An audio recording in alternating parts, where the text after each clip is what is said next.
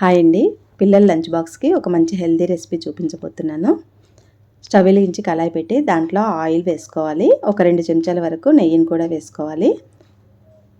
ఇవి రెండు కాగిన తర్వాత సన్నగా తరిగిన వెల్లుల్లిపాయలు వేసి 1 నిమిషం పాటు వేయించుకోవాలి. వెల్లుల్లిపాయలు వేగిన తర్వాత అల్లం పచ్చిమిర్చి కూడా వేసి వేయించుకోవాలి. ఇవి కూడా వేగిన తర్వాత సన్నగా తరిగిన క్యారెట్ వేసి మంటను మీడియం ఫ్లేమ్లో ఉంచి 1 నిమిషం పాటు కుక్ చేసుకోవాలి. క్యారెట్ మరీ ఎక్కువగా కుక్ అవ్వద్దండి.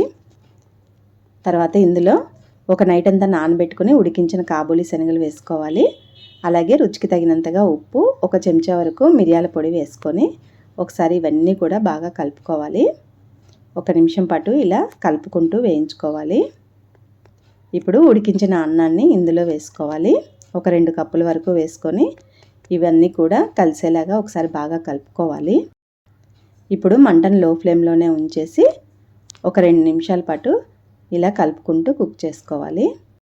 సన్నగా తరిగిన కరివేపాకు, కొత్తిమీరను కూడా వేసుకొని ఒకసారి అంతా కలిపి ఒక 2 నిమిషాల పాటు ఉడికించుకున్నామంటే రెసిపీ రెడీ అయినట్టేనండి. ఇందులో కావాల్సి వస్తే జీడిపప్పులు కూడా వేసుకోవచ్చు. పిల్లల లంచ్ బాక్స్కి ఎటువంటి హడావుడి లేకుండా చేసుకోవచ్చు. ట్రై చేయండి. నచ్చితే మాత్రం నా ఛానల్ని సపోర్ట్ చేయండి. Thank you.